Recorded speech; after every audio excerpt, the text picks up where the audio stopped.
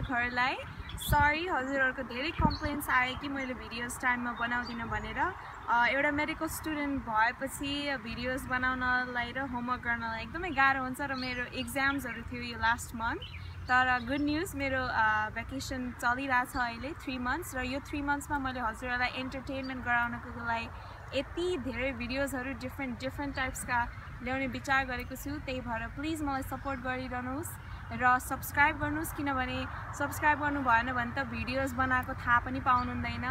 अनि मेरो 20,000 सब्स्क्राइबर्स पुग्न थाल्यो युट्युबमा so please keep supporting me thank you नमस्ते